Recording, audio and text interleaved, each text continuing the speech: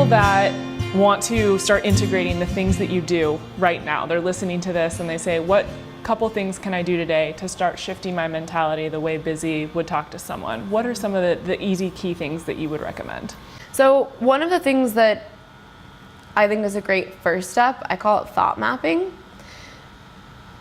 To do this, you have to understand for yourself that all of your thoughts, so often I think of thoughts as like a internal ping pong game, right?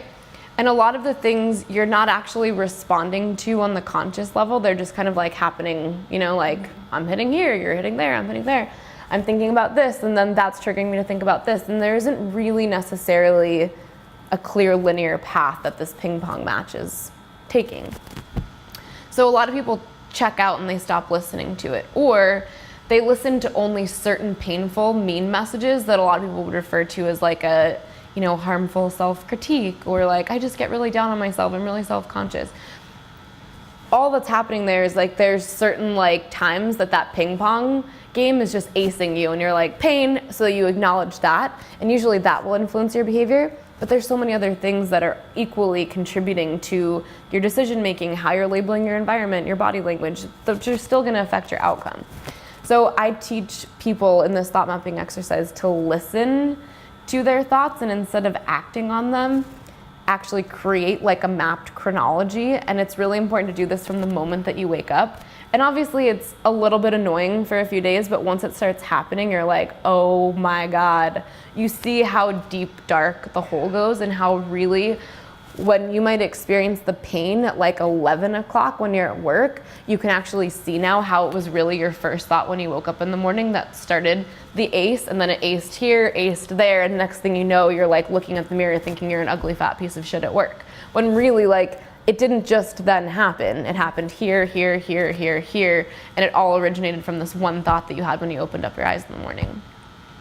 So this is something that I think absolutely everybody can benefit from, because a lot of times the really painful things we try to pretend like we're not really having like fling around up there. I know for me, there are plenty of things that my brain's patterned to think about where when they pop up, I'm like, not only ew, but also why?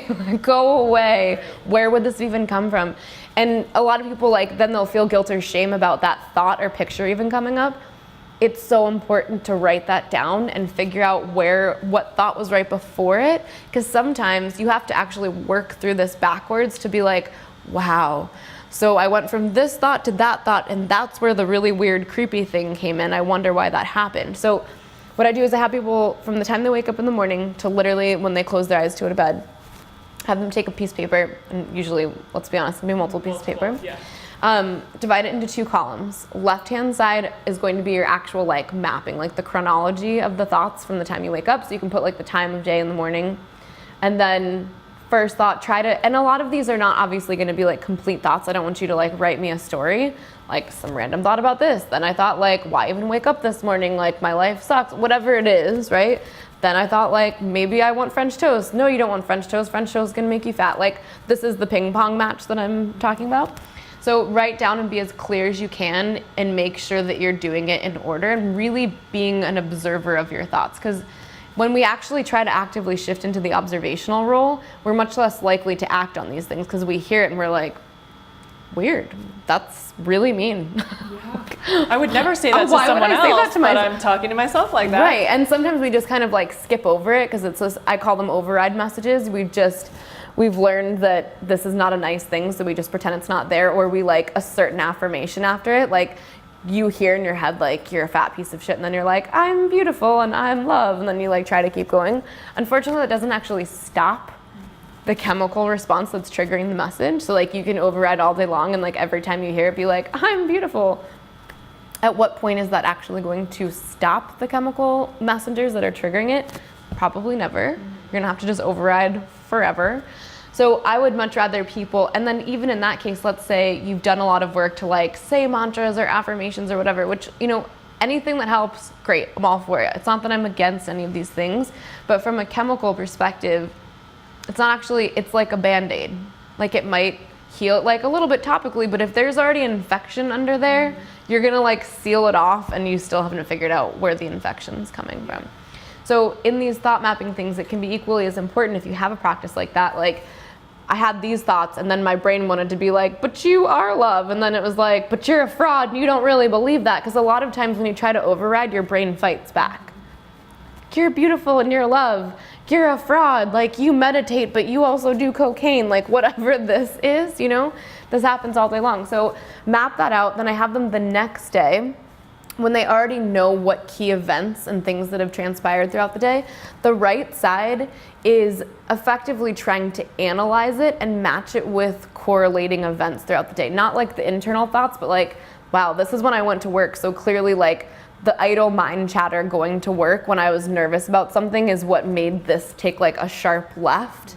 So that you can kind of match it against like what's happening inside your mind and then what's happening in your actual external environment, and you will see very clearly how it literally does this. When you hit a pain point here, you cause pain in your external environment.